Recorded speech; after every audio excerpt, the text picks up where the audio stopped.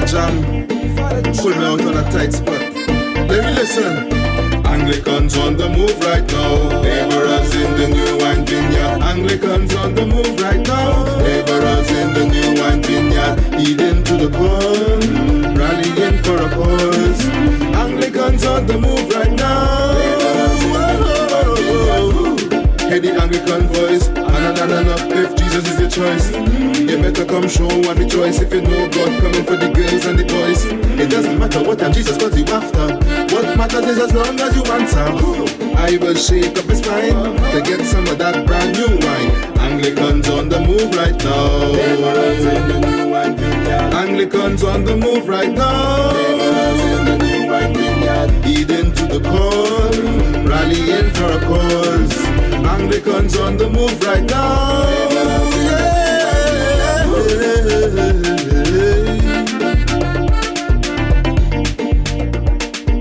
Good evening, everyone, and welcome to the Anglican Voice, a program hosted by the Anglican Church in the Diocese of Trinidad and Tobago. I am Fayola Dinoon, and it is an absolute pleasure to be your host this evening. Welcome, welcome, one and all. Welcome to our Father's Day program. Wherever you are listening, we are delighted to have you join us as we celebrate this special day dedicated to our fathers. Today is also a big sports day, so I know many of our dads have been glued to their television sets, whether they have been camping out watching the T20 matches or maybe taking in the Euro Cup matches. Oh, I know some of you maybe had your dinner fitting for a king. Whatever you would have been doing, I hope that it has been a fantastic day. And I want to take this opportunity to shout out all our awesome dads, our grandpas, uncles, cousins, brothers, all our leaders in our communities, our mentors. Happy, happy Father's Day. You guys rock and you deserve all the love. Let me also send a special happy Father's Day to our Bishop, the Right Reverend Claude Berkeley, and all our clergy members. Your guidance, your support, your dedication, it's like a beacon of light, and we want to thank you. And of course, to the fantastic men in my life, my dad, my brothers, uncles, cousins, and all those fathers within my network. I salute you today. I tip my hat to you. I raise a toast to you. Happy, happy Father's Day. So before we delve into the heart of this evening's program, please allow me to offer an opening word of prayer. Heavenly Father, we come before you with hearts full of gratitude and joy as we gather to celebrate Father's Day. We thank you for the gift of fathers and all the men who provide love, support, and guidance in our lives. Lord, we ask for your blessing upon them. Grant them wisdom, strength, and courage to continue being pillars of support and models of your love. May your Holy Spirit fill this program with your presence, guiding our thoughts and words so that everything we do brings glory to your name. Bless our listeners and their families. May this time together be a source of inspiration and encouragement for all. In Jesus' name we pray. Amen, amen, amen. So this evening, if you're now joining us, welcome again to this extra special Father's Day edition of the Anglican Voice radio program. We have got a real treat for you today. Our guest is not just distinguished, but someone who truly lives and breathes the value of faith, family, and community service.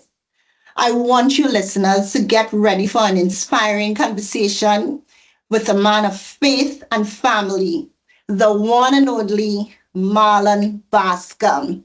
Marlon, happy Father's Day and good evening to you.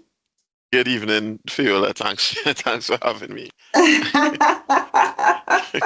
Marlon, in preparation for our conversation this evening, I had a look at your bio and it was really very impressive. And I think before we start our conversation, I want to take some time to set Lord. the tone for our conversation this evening and go through your bio just a bit. Okay.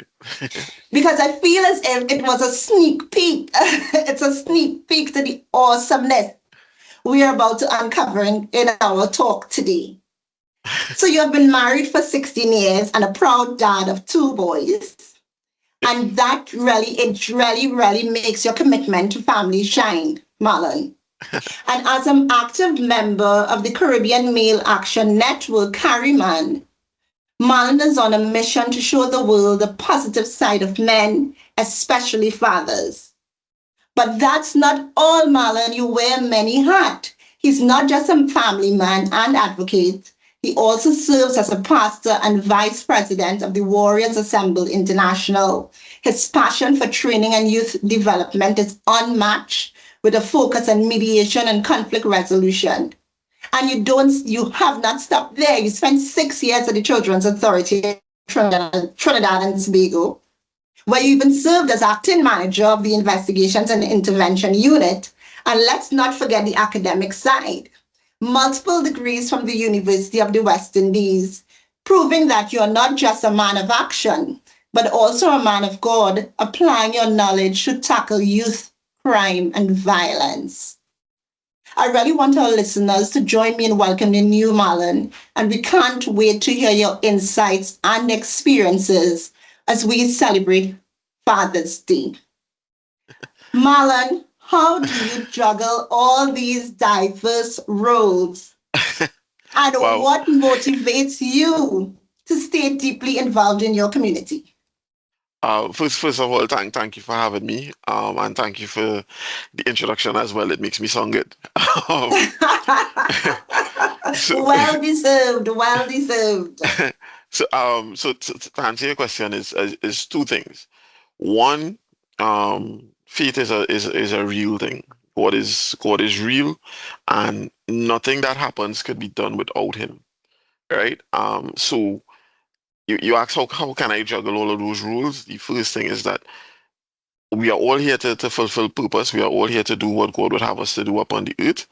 And while I am not perfect, just like everybody else, I try because God gives me that grace and allows me to. The second thing, Fiona, you don't know my wife. Nothing could happen, right? Without her support, I simply would not be able if she, to do certain things if she was different. So yeah, I have the best wife ever. Um, the word tells us that he that findeth a wife findeth a good thing and obtaineth favor from the Lord. And I like to tell my congregation that I have a best thing, right? Well So, said, well so said. that is And that is what. you should have started with point number two. That should have been point number one. Well, God is always first, so, that. God is always first. Exactly. Exactly. Oh, Marlon, it's such a pleasure to have you here. I was very interested when I read about your role at Carryman. You're on a mission to reshape the narrative around men, particularly fathers. Mm. What ignited this passion, Marlon, within you? What? And okay, Sorry. and Finish I the have question. one more to add on that. What ignited the passion? And Mhm, of course, what specific changes do you envision in mhm. society's perception of fatherhood? Okay, sure. So what ignited the passion? My older son, he's 13 years old now, but when he was a baby, he was very sick and he ended up at the San Fernando General Hospital, right? And it turned out that men were not allowed on the wards at night for any reason. And meanwhile, as the days passed, I watched my wife, I watched the other mothers essentially suffering because there was not proper accommodation and they can't get no relief, to go home and have a proper night's sleep themselves, for those of us who are husbands who are around or boyfriends and so on as what have you. And it really ended up being a situation of discrimination where just by being male, apparently I was dangerous, right? Even when, you spoke to the mothers on the ward at the time and nobody had a problem, the hospital had a problem. And so at that time, that was like 2011, because my son, he was not yet 1 year old, 1 year old. and it ignited a period of advocacy where I was against that policy where fathers could not be on the ward, right? I would have found myself in handcuffs. I would have written a lot of letters to the papers and ended up on TV6 and these kind of things, just making noise about it. And they changed that policy. So now in hospitals in Trinidad and Tobago, either parent could stay, right? So that policy was changed, but that was where it was ignited for me because it was a culmination. At that point, my son could have been 10 or 11 months old. It was a culmination for me since his birth of recognizing that somehow as a father, I was not viewed as really important. Somehow as Mhm. a father, my opinion didn't matter. Somehow as a father, there were active policies in place in different spaces within Trinidad and Tobago that seemed designed to prevent me from trying to be the best father I could be, right? Mhm. And I was really angry about all of that, right? And that is what would have ignited in me a recognition of wanting fathers to be viewed as definitely needed in the home, definitely needed in their children's lives, definitely needed in society. And it opened the doors to me through joining Carryman because that's after that incident, is when I joined Carryman, it opened my eyes to gender-based violence as a issue on the whole. Other topics such as men's health and so on, these things that Carryman deals with. And of course, fatherhood being my big, personal issue, you know. So that's what would have been the genesis, right? In terms of what I would like to see change is both a systemic and policy driven change that I want to see, and also a attitude change. So what do I mean? I mean that every Father's Day we say it. Father's important. Fathers go back to the home. Don't be deadbeat dads and all these things. We pay this lip service to criticizing fathers, but the the policies that would allow men to be proper fathers are not there. And by what do I mean? It is a brilliant and great thing that maternity leave was increased in Trinidad and Tobago. What is the deal with paternity leave? It is 3 days in the public service, and other than that, whatever your company feel to do, if anything at all, is what you get. So for the birth of my sons, I had to make sure to save vacation and just take vacation, which became especially relevant for the birth of my younger son who was born premature. And it was a situation of being in NICU, and I was a whole hospital thing for that entire month before I went back out to work, right? So things like that is what I mean. Where are the policy changes? Also, with respect to, we know of the existence of the Single Fathers Association because those men feel that they are not being treated fairly by the courts. And one example from them that I got, because I when I met with them early on, was okay, you want to have custody of your child or at least joint custody, and you get one Saturday for the month, which is already bad enough. One day a month and nothing is the same thing. But if you go to your ex's house to get the child and she says no, there's literally nothing you can do. And I was confused by that. And the men explained, listen, you could go and get police, but the police still can't force the mom to obey the court order and give up the child. All you could do is get a little receipt from the police and keep doing that every month until your next court hearing, right? And meanwhile, time is passing. But we want fathers to be in the home, right? We want the men not to be deadbeat dads. You understand? Even one that hit me again at the hospital, and this time this happened to me in Scarborough Hospital, where we were in Tobago. Things didn't go so well because our son was sick, and we had to come back on the boat, and we needed to discharge him. They said no, we can't discharge him. Okay, well we'll sign what we need to sign and get treatment for him back in Trinidad because we can't be stuck. Okay, well no, the mother have to do it. The father could not. I could not sign to discharge my own son out of hospital. So these kind of active policy things that occur still now in 2024 in Trinidad and Tobago, sorry, are insane to me. And if it is every Father's Day, we want to either number one, bash fathers for not being at home, or number two, try to encourage fathers. You want men to do the right thing, put the right structure in place, put the right thing in place, and it comes as well with a societal change. I remember as a younger man, sometimes facing ridicule if I'm the one walking around with my infant sons, if I'm the one changing pampers.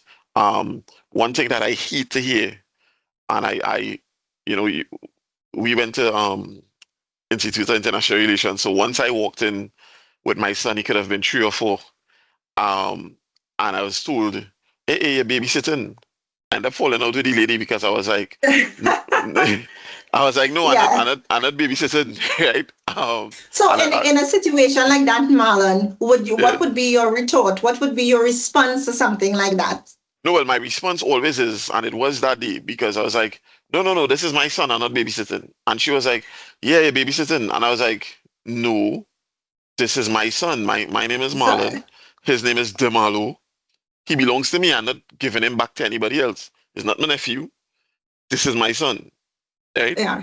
I hate that. Marlon, I Yeah, want sorry, to go ahead. interject here. Yes, yeah, sorry. That's fine. I want to interject, and that's very interesting, and take it right back to when your son was at the hospital, just mere months old. And you mentioned that it had led to you being held in handcuffs, and it Yeah. created a whole lot of issues. Can you walk us through those days? What you would have had to face? What were some of the challenges? What did Okay. you do? Okay, sure. So, let me try to walk you through. So the first time he was there a few days on the ward, and my wife really was tired and so on. And then she had run out of milk a morning, so she called me and said, "Okay, bring milk for him." Now at the time it was I could not as a man enter the ward until 7 o'clock. I got to the hospital literally 6:50, so 10 to 7, and I have the milk in my hand, and I hear him crying, and I say to the female security guard, "Okay, I just want to go and give him the milk. I'll come back out for the 10 minutes, right?" "No, you can't go." So I respectfully disobeyed the rules, walked in, gave her the stuff, came back out, and that was a problem. And that was when I started my first advocacy, starting to write about that situation and so on. He had been discharged and he was okay for maybe a week or two, but then he was getting sick again, and we knew we had to carry him back to the hospital. So this time, my wife and I, we deliberately planned that I would go in and do everything, and she would be nearby for when they try to kick me out, right? So, Yeah. yeah. So we spent that day. I spent that day with him alone. I remember we had to do a urine test. We had to do, I think, also an X-ray or some other test, maybe a blood test, right? So 2 or 3 things, it takes the whole day, and then they decide to ward him. And mind you, I'm alone with him the entire day, right? And then they're telling me I need to leave, and I say to them, yeah, but I'm with him whole day. How come I'm good enough to be with him whole day? And why am I going to leave? Right? But again, my wife was on the hospital grounds. We had planned this. And I That's where your partner in crime yeah, was there ably assisting I tell you nothing to you. happen without her. Right? And so I remember Right. being on the ward, I went and I spoke to every mother on the ward. None of them had a problem. They were very glad. Even Muslim women are very conservative. All of them were happy to see a man wanting to go against the hospital on this issue because they were suffering. Some of them, the ward 2 3 days. You have to sit on uncomfortable chairs. Yet nobody could relieve you, right? And so none of them had a problem. I explained to the nurses as well. I said, I understand this is you guys' policy. I don't intend to leave. I know I'm a big guy. I'm going to be cool and quiet and calm and collected. So please don't be afraid. I just don't intend to leave. And all the mothers on the ward agree with me, right? And so the manager or the administration called the police, right? And the police tried to hold me while I'm holding my son, at which point I said to the police, I know you're not going to try to hold me while I'm holding my son. And I'm not being violent. I haven't threatened anyone, right? And at the time, I also worked at the Ministry of National Security. So I was like, you know what is problem? What you will do is wait till my wife comes and I will hand her over, and then you will take me, right? And so of course she was nearby, so it take maybe 5, 10 minutes. Then I stood up and turned around and handcuffs were placed on me, and I was escorted out. However, I think the I think our calmness and the fact that they recognized we were doing something is what meant that they let me go. And I said to them, this policy would They change. recognize that they recognize a movement was happening there. Yeah, they recognized something was happening because you see, Yeah, the normal something was thing happening. is when people get upset, shouting will happen, fighting will happen. And as I said, Right. I'm a big guy, right? But I was very calm. But that's where your mediation and your conflict resolution training would No, have come into exactly, play there. exactly, exactly. So I told them, no, it's not. This is not a violent situation. Nobody is in danger, right? I am just protesting. So there's never been a situation where I will be against the law, but this is what it has to be, right?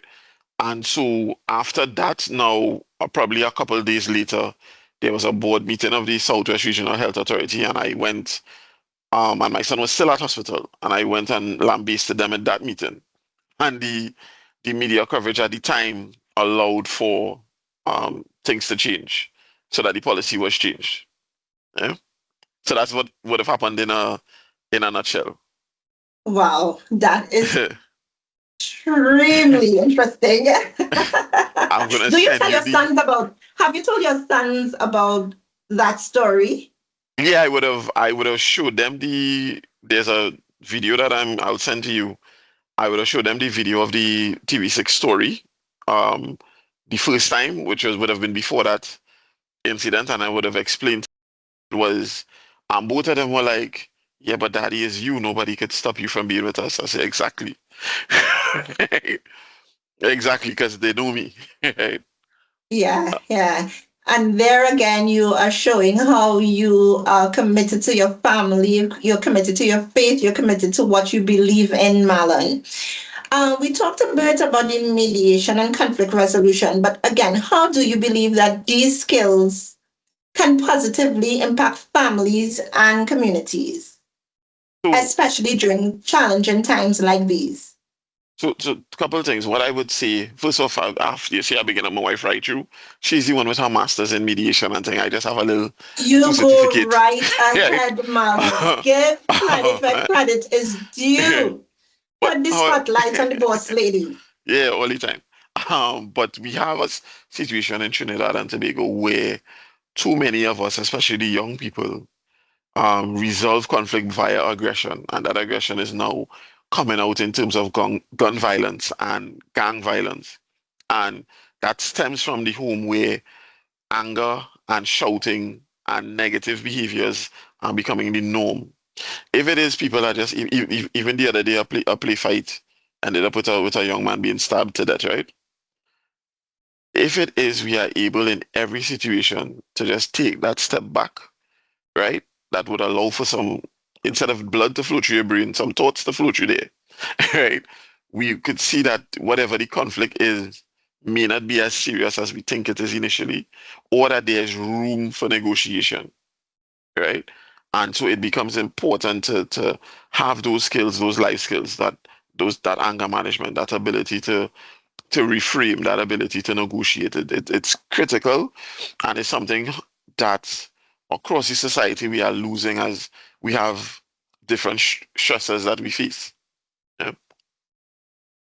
Do you have like any tips you would share if someone has an anger management problem? If someone is listening now, or whether it's a Mhm. coach, a mentor, a teacher, and they would like to impart some kind of technique or tip to share to a Mhm. student or a child in their community who has some kind of anger issues.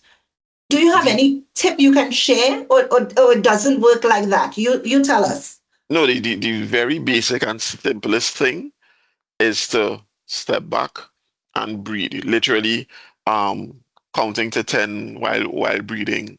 Um, s- just trying to essentially trying to calm down your body's heightened functions, right? So literally just trying to instill in them, take any time to pause and breathe, right? On a very basic level is like a first step to that. Yeah. So that's a definite That's a definite tip Mhm. because what we have is Breathe, instant reaction. breathe, stretch, shake, Yeah, let let it it go. go.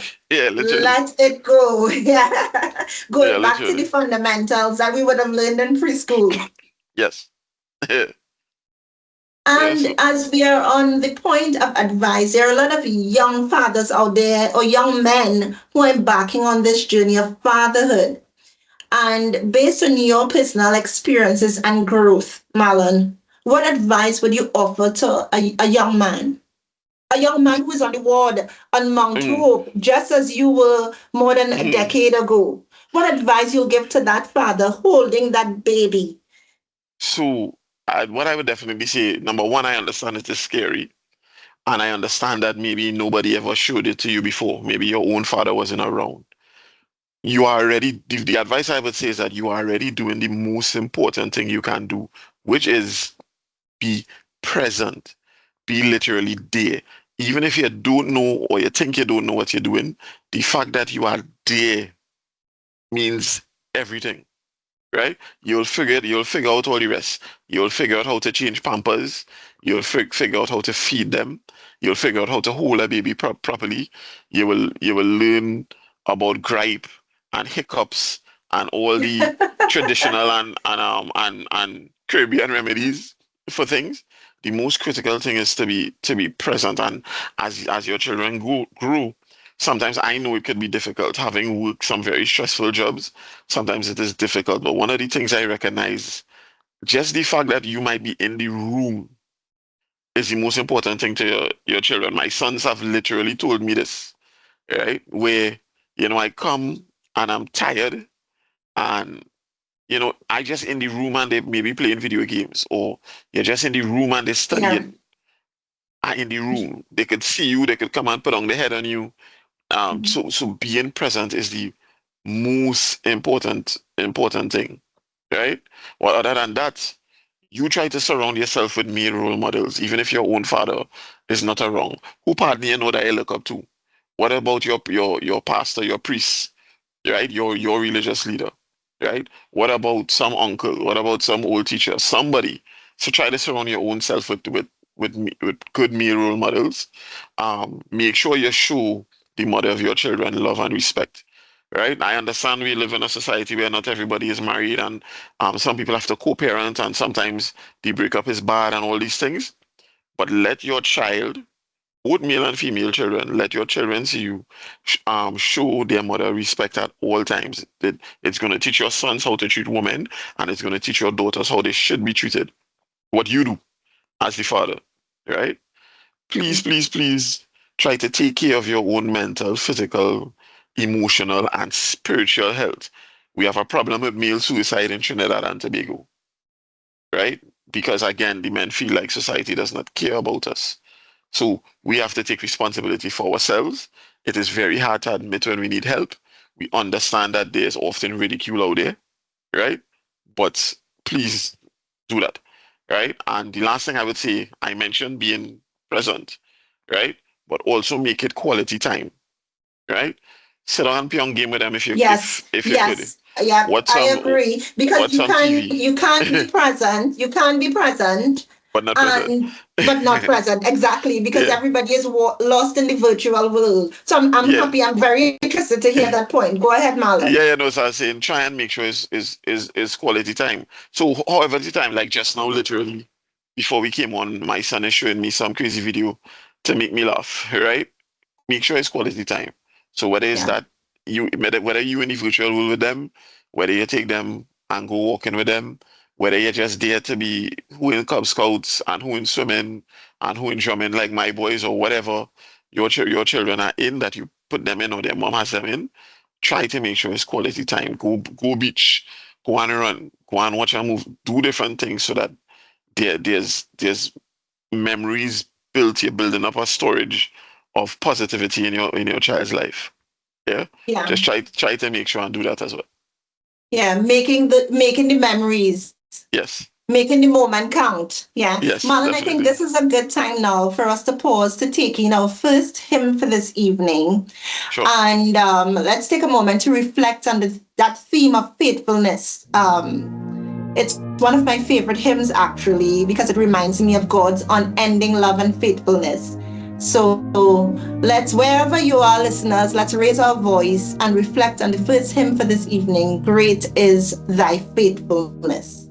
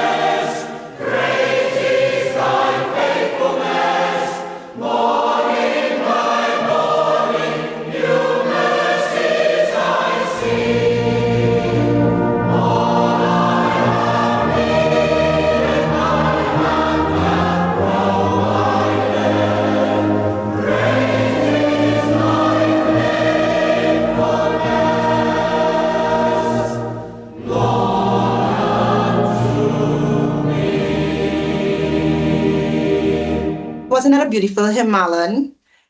So yeah, Such a powerful, such a powerful reminder of God's faithfulness. Just like we were talking before, how earthly fathers have to be there and present for their children. definitely, definitely. If we would pay more attention to these praise songs and what they say and actually act on them, we'd be a little bit better off. Yeah. Do your son just look at you and say, "Dad is my superhero"? Are you their absolute role model? I know so because they've said it to me. Wow, My wow. my my son didn't use the word. He didn't use the word superhero, but he said, my older son says I'm the best man he knows, and my younger son says I'm the best daddy ever. Ah, So that is that way better than describing you as a superhero. No, yeah, That yeah. like I when you get praise from them, I mean nobody can tell you anything again. It's just you're good. When you especially when you recognize that your children have understanding, so it's not just blind worship. Um, yeah, nobody can tell me nothing now. I good. Do you yeah you're good, you have gotten validation from the real bosses in that home. Yeah, yeah, Do yeah, you yeah. feel pressured? Do you feel pressured as because you're a pastor, you have to intertwine your faith with community work, with advocacy work. Mhm. How is that integration? How does that integration shape your understanding and your practice of fatherhood? So definitely there's pressure. And I'm glad you use that word because it's important. So my family, of course, supports me in everything, but still there's pressure. There's a pressure on the man and the father to be everything to everybody. So you have to be breadwinner. You sometimes have to be disciplinarian. You have to be emotionally intelligent. You have to then do all the things that you have to do. And there is constant pressure. And there's also the thing where you don't want to fail at anything. So there's definitely a pressure, and I raise it in the context of the earlier discussion about male suicide. Men find themselves under a lot of pressure, Yeah. and there's a feeling that people or no one really understands. Yeah, so there is pressure, right? Not directly from my family because I do get the support, but it's still there, and there's also as a man of pressure, being a man of faith, where sometimes, okay, you get a bad drive and you really want to cuss, but you have to remember your Jesus. You know what I mean? And I've been real Yeah. with it. You have You to say, understand? oh Father, Yeah, have yeah, yeah, mercy. yeah. Yeah. You understand? And Yeah. sometimes the slightest thing, um, you know, if your face even look a certain way, somebody might look at you, Pastor, what's going on? So there's definitely that consistent pressure to fully fulfill the different rules. And only by trying to remain grounded, only by trying to, continue to go through the word, go through the Bible for those of us who are believers, um, that is what helps me to stay, I hope, on the right path, you know? We touched a bit about mental health Mhm. since we have started our conversation, and you mentioned about the high rates of suicide. You want to dive a little more into that? Sure. What men can do when they feel under pressure? What men can do to prioritize their mental health? Let's kind of Okay, talk through that a bit. okay, sure, definitely. Number one, first thing, just to highlight again how important it is. Um, 4 out of 5 suicides that occur in Trinidad and Tobago are the men. And so the most critical thing for men, please, it could be difficult, but we need to understand and admit when we need help, and then we need to reach out for that help. And right here in Trinidad and Tobago, there are different um, spaces and hotlines that we can call to help us through. You can call Lifeline, right? That's a free number, 800-5588, or you can reach out to different spaces. The Trinidad and Tobago Association of Psychologists, Ministry of Social Development also just released a suicide prevention hotline. I don't remember it offhand now, but you can just Google it and reach out to somebody, anybody. That's if you are unable or uncomfortable with talking to someone who knows you or who's comfortable with you, please reach out, right? It could be difficult, but please reach out. But also, even before it gets to that stage, spend some time. I know it's difficult to work whatever jobs to try to provide for everybody, to come home and you're exhausted. Do the things that are important to you, whatever it is. Cricket and football going on right now. So now is our time.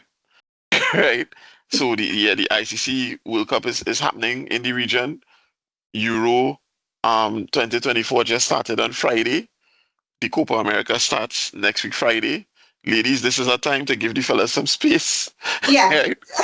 And let us The television is yours, the remote control. Okay, go ahead, yeah, monopolize it, fellas. yeah, right. Or it might mean, getting active yourself, going and taking a sweat, going and swim. Whatever it is that relaxes you. Each of us know the things that we like to do. Go out and do those. Carve out a time to do it, even if it's an hour, even if it's half an hour. Right? Give yourself that time that is yours. Yeah. Yeah, I think those are really some sound words of advice.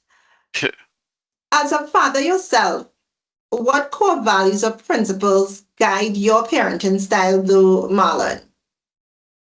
So how to put it? I grew up with a mom who was a teacher, and one of the things that I saw her do was that she never would punish in anger, especially corporal punishment. So being a teacher, it would be like I might be in the school and she said, I will deal with you later.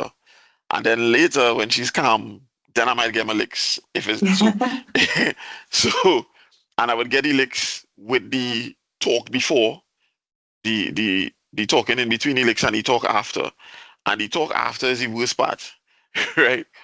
But so number one, you never want to beat or punish in anger because if you're doing that, you're starting to hit the border into child abuse, right? Mm. And as someone who's worked in child protection, that's a very easy line to cross. So that's the Right. first thing. So I found myself, with my older son now, I've said to him, you big enough that you have a mind of your own, right? So I'm not going to be, and I haven't used corporal punishment often myself, but I had to say to him, you're big enough, you're not going to get licks. You're almost looking me in my eye right now. So we will discuss things and I will let you know my opinion and I would count on you to make the right decisions. Right? Now he's 13, right? but but he's intelligent, so he has to, decide what type of man he's going to be.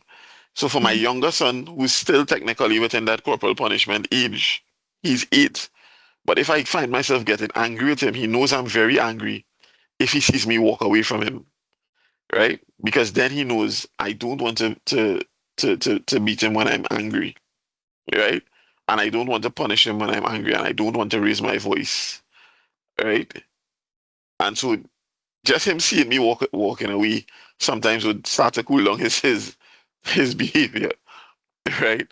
So it's a style. I forget the appropriate term for it, but it's not Is it authority. gentle parenting? Do you classify that as gentle parenting? Nah, it's a mix between authoritative and that, but it's not gentle parenting. Okay. Right? Yeah, it's not. It's the It's not. midpoint there. And that's where you Yeah, have to breathe, stretch, and let it go. yeah, definitely. So they Yes. they Yeah. they understand. My boys understand how I am, and there are certain things that are definitely not tolerated at all. At no point, for example, are you allowed to disrespect your mother. That's like rule number one. That's instant problems if there's any hint of that, you know. And that's Um, also hands-on training, preparing them to be husbands in the future, preparing them to be leaders of their homes. oh no, So you're definitely, setting the tone. yeah, definitely. I explained to them that at some point they will have their own families and they will have to decide what type of father they would be, right? What type of husband they would be. I've said that to them, and that's the thing. We need to recognize the intelligence of our own children. They are very much smarter than we think they are, and in this technology world, they know everything more than you, right? So we need to acknowledge that and be aware of it. Mhm. Marlon, I want to take the time now just for us to pause a moment and introduce our second hymn for this evening as we sail through our conversation. It's another hymn that speaks to the unchanging nature of God's love and how it anchors us in times of uncertainty. So let's take a moment to listen to this beautiful hymn, The Anchor Holds, and then we'll come back and delve deeper into our conversation. I have journeyed through the long dark night, out on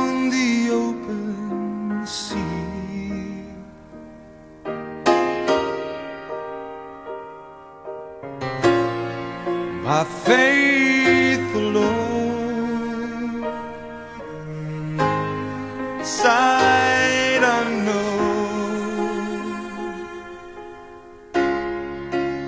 and yet his eyes were watching me. The anchor holds, though the ship is battered. The anchor holds, though the sails are torn. I have fallen on my knees as I face the raging seas. The anchor holds in spite of the storm.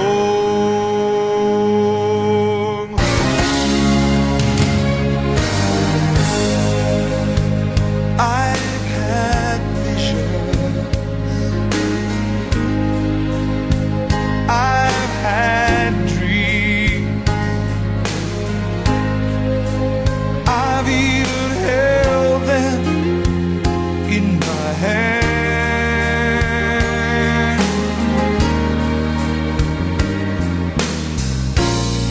But I never knew they would slip right through like they were only grains of sand. The anchor holds, though the ship is battered. The anchor holds, though the sails are torn. I have fallen on my knees as I face the raging seas. The anchor holds in spite of the storm.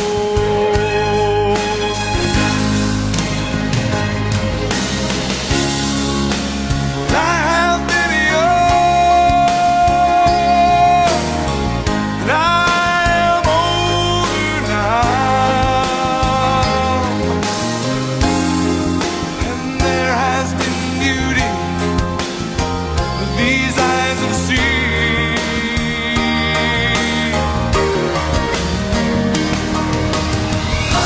But it was in the night,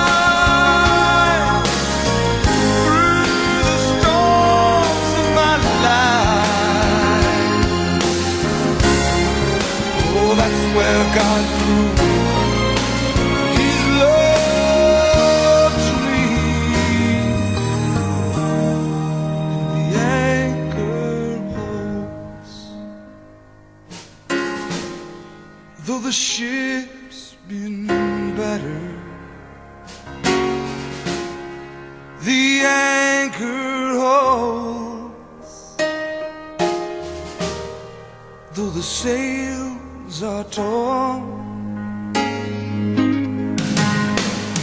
I have fallen on my knees as I face the raging seas. The anchor holds in spite of the storm. I have fallen on my